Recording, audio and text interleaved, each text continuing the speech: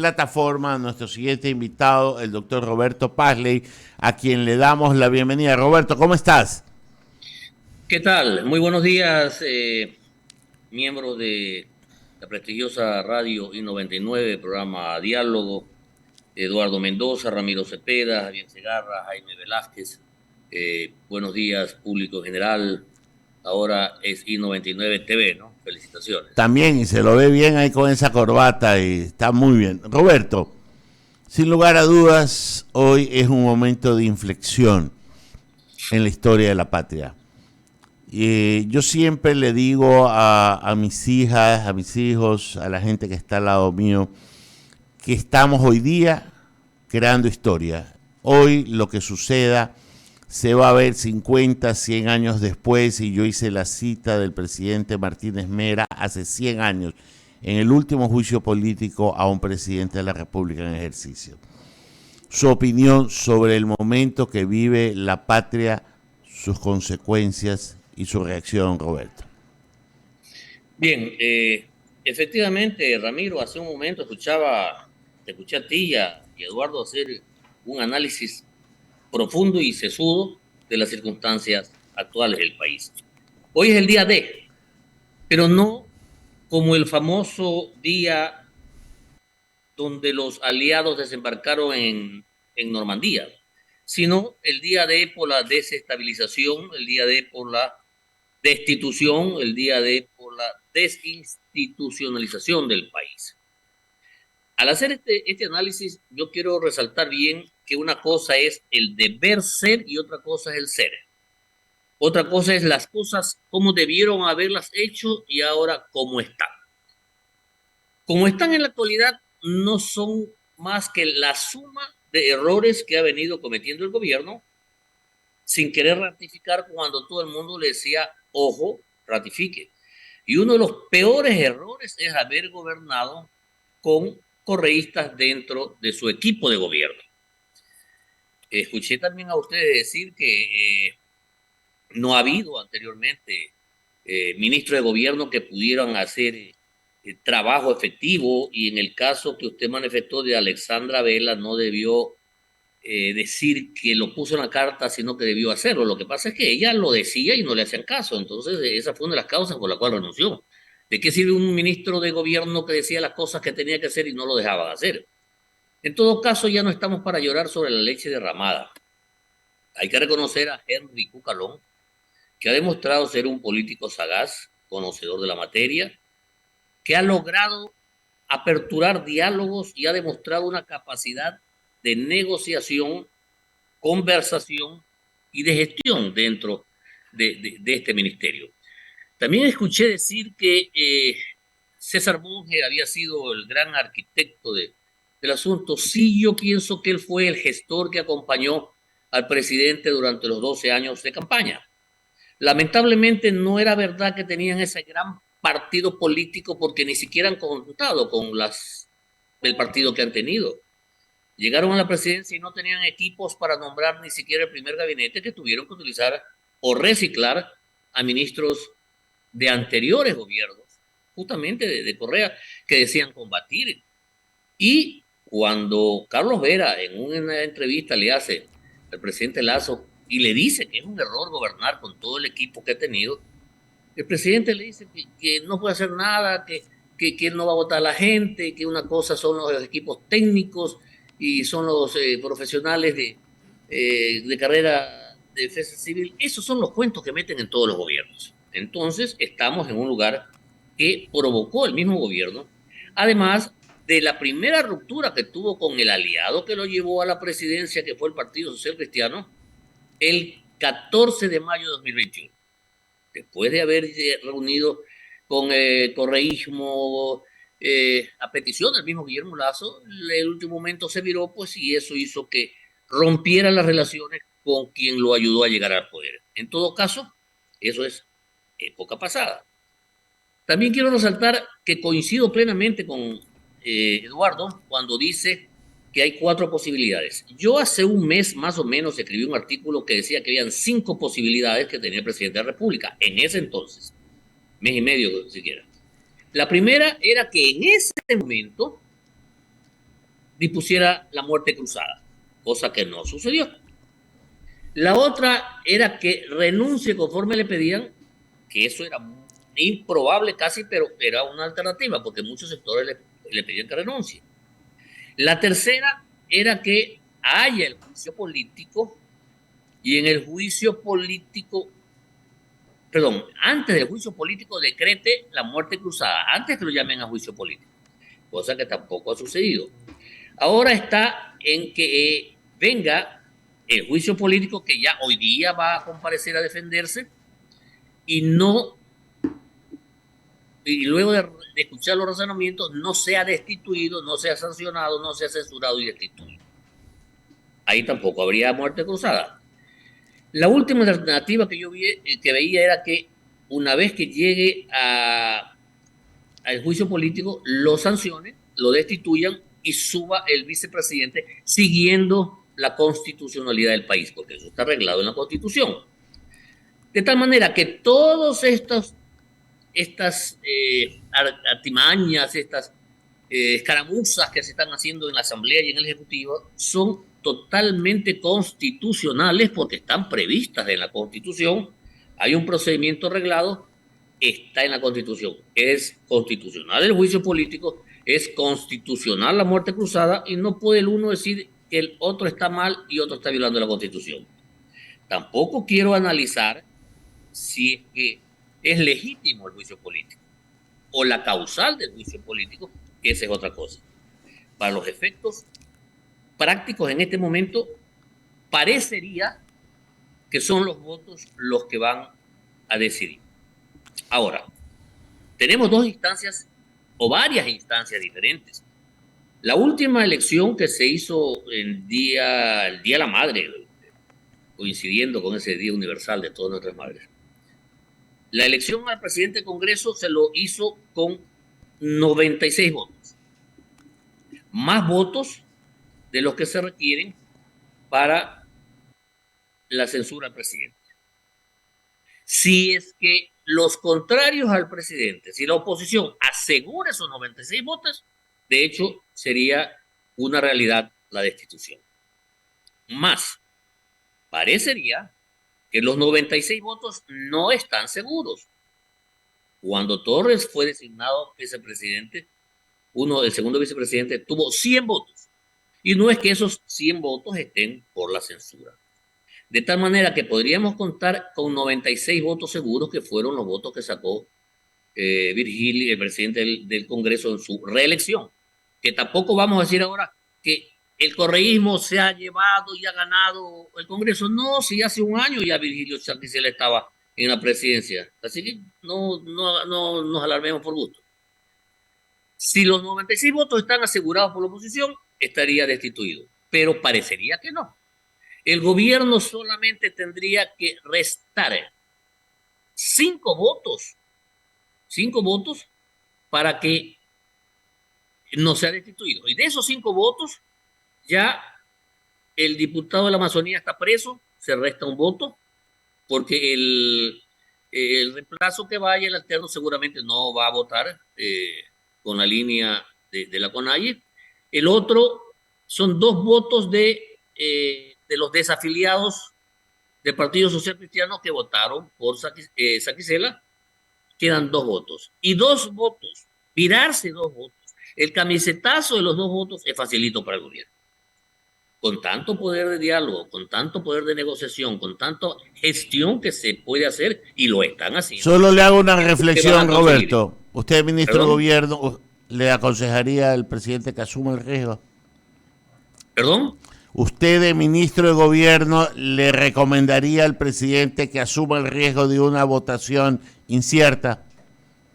Bueno, de hecho, parecería que a eso van. Han dicho públicamente que se va a someter, que le va a comparecer, va a defenderse, va a hacer escuchar sus razones al público, va a defender su honor. Yo más bien diría defender al Ecuador. Debería defender el Ecuador antes que el honor del presidente. En todo caso, eso ya parece que está tomado, que se va a defender. Lo cual me hace pensar que están seguros, que han desgranado esos 96 votos y no van a haber los 92 votos que se requiere para la censura. Le paso la entrevista a Enrique San Martín. Bolo, sigue. Gracias, Ramiro, doctor. Qué gusto. A ver, entonces usted cree que no tendrán los votos para destituir al presidente de la República, es eso, ¿no? Escuché al ministro de Gobierno, Henry Cocalón, que repito, me parece que está haciendo muy buen papel, repetir una de las tantas máximas que se dicen en política. Los votos no se cuentan sino hasta el final. Así es. Solamente hasta el final podremos analizar si se va o se queda. Pero las alternativas son muy cercanas. Si 96 votos que estaba seguro, el gobierno logra quitarle 5 votos, que ya no hay 3, o sea, estarían 2 votos, no habría censura. Y es probable que incluso hasta quite más votos, como también es probable que la oposición sume más votos. Claro.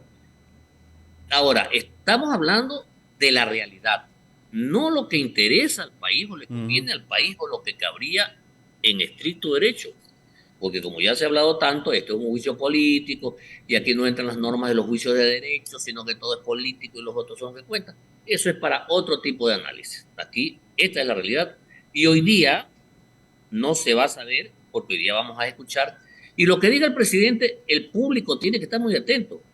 Pero para los asambleístas que van a votar, va a ser poco o nada, toda vez que ellos ya a estas alturas tienen decidido cuál va a ser su votación. Doctor, usted fue ministro de Gobierno. Preocupa en estos momentos porque desde la madrugada hemos venido documentando cómo van llegando buses respaldándonos al presidente de la República.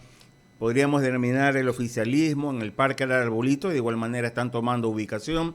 Pero del otro lado también hay quienes están en contra del presidente de la República. Y le digo que esto preocupa, doctor Pazley, porque Dios no permita haya un enfrentamiento con las consecuencias, con consecuencias lamentables. Entonces, en verdad se está hilando muy fino y tal vez quienes están proponiendo todo esto no se están dando cuenta de lo que pueda venir y las dimensiones que esto puede alcanzar, doctor.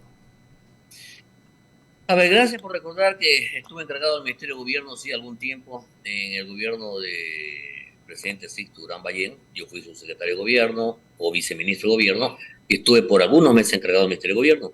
Y son cosas que en política anteriormente se las hacían con mayor magnitud. El gobierno ponía a sus simpatizantes para contrarrestar el calentamiento de las calles que siempre ha sido manejado por los actuales paulistas, que son todos los de izquierda. Ahora, si nosotros vemos que ISA con sus huestes amenazan con tomar las calles, ahora, poniendo gente en contrario, le van a dar una justificación para él también salir con su gente. ¿Qué es lo que hay que hacer? Mantener la calma, mantener tranquilidad y las fuerzas del orden que actúen como deban de actuar. Estamos en un proceso muy especial por la delincuencia. Se está combatiendo fuertemente al terrorismo y el incendiar Quito, quemar Quito, eso es terrorismo.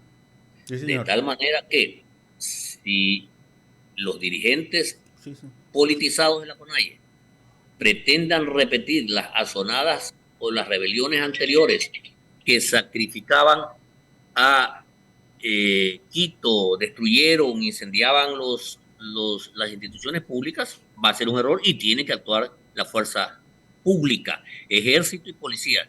Ya no que cogían un camión del ejército, lo quemaban, cogían presos a los policías y los golpeaban. No.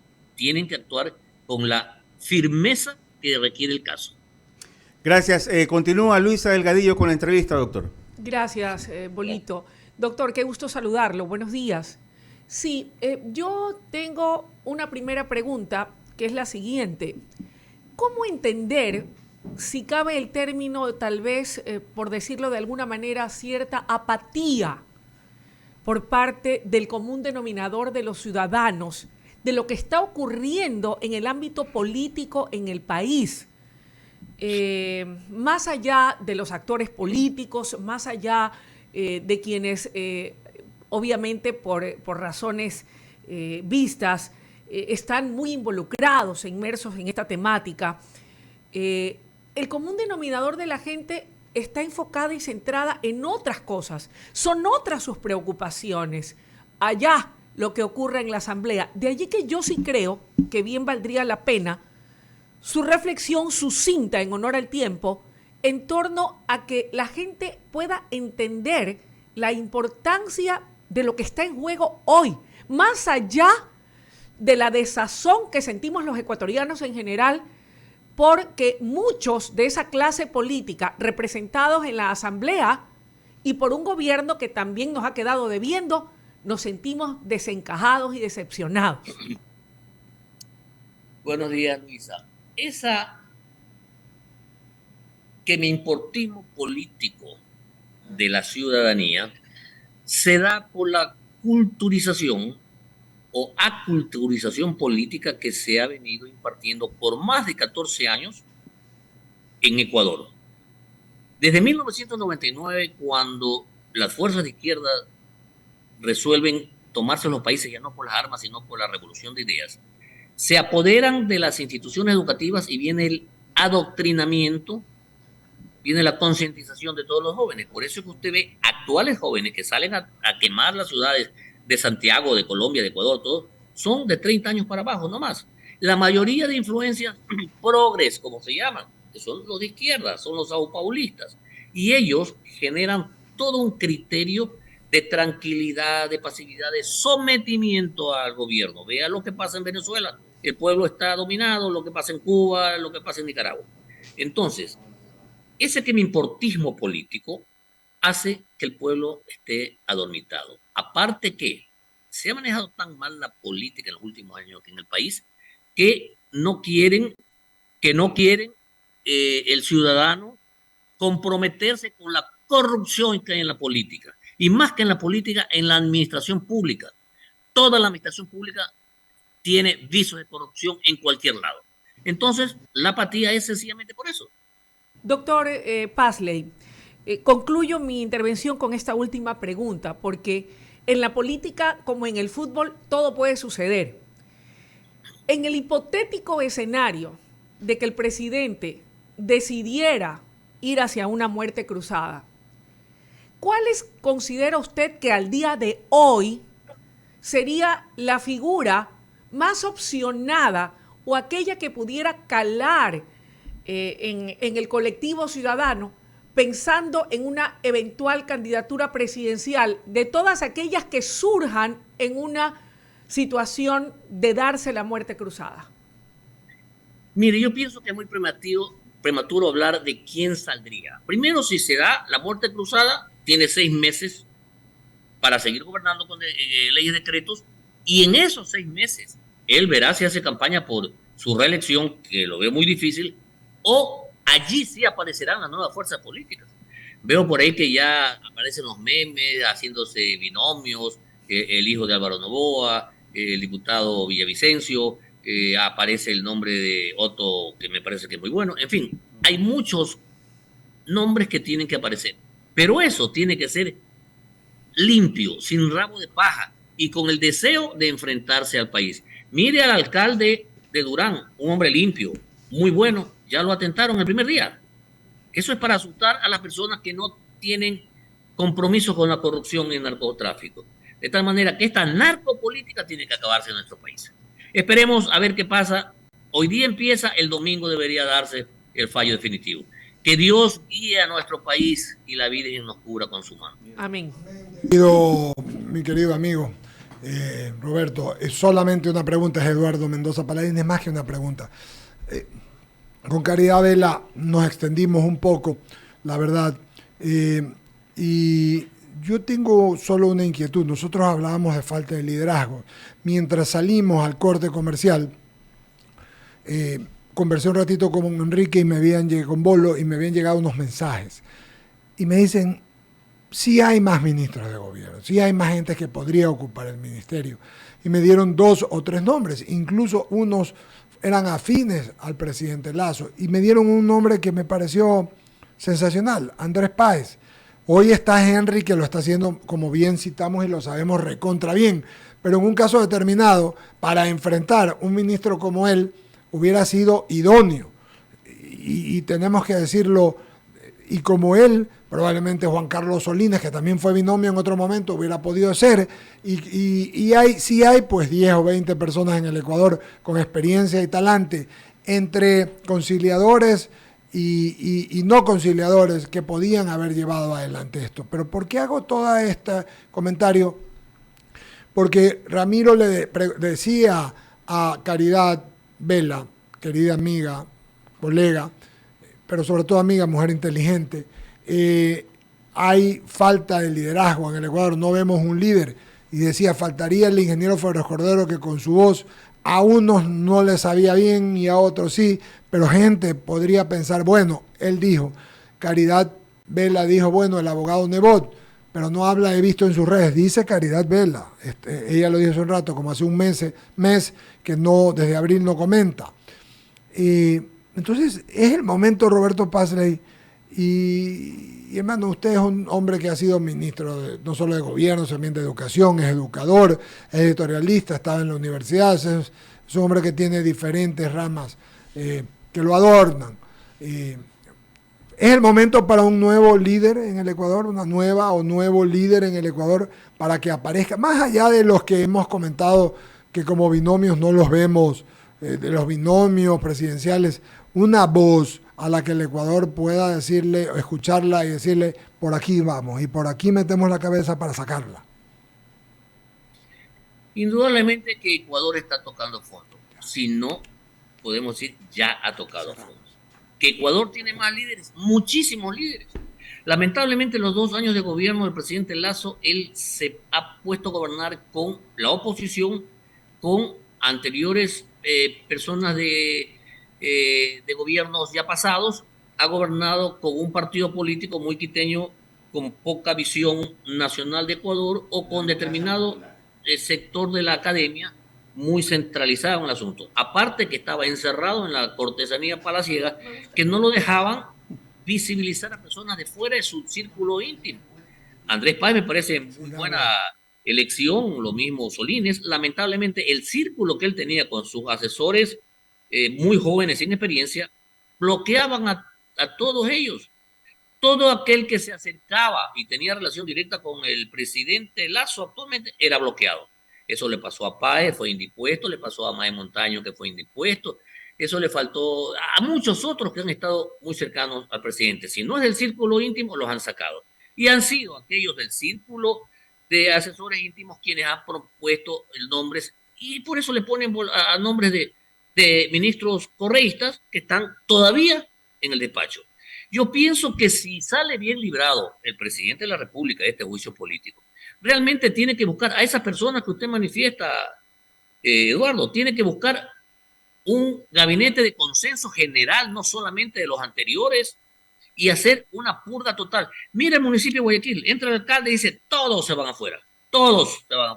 Así debió empezar Lasso, pero no tenía partido político fuerte, le habían vendido humo dentro de su esquema, porque ya con 12, 14 años de campaña debió conocer y tener su gabinete hecho de segunda campaña. En todo caso, estoy de acuerdo con usted, Eduardo, tiene que efectuarse cambios grandes. Si bien es cierto que la economía del país es muy importante, deje un espacio dentro de la economía, no mande el 100% a cubrir todas las necesidades, póngale el 40% para la parte social en el país. Y cambia muchos ministros que todavía tiene metidos, está gobernando con el enemigo. Gracias, Roberto, querido. Un gran abrazo. Gracias por esperarnos. Ha sido, como siempre, interesante y muy inteligente todo lo que usted dice. Le mandamos un abrazo. Vamos a abrir espacio. Despedimos, abrimos espacio en las menciones publicitarias y decimos que vivan en Urbanización Veranera, donde tu familia florece. Nuestro proyecto está ubicado en el kilómetro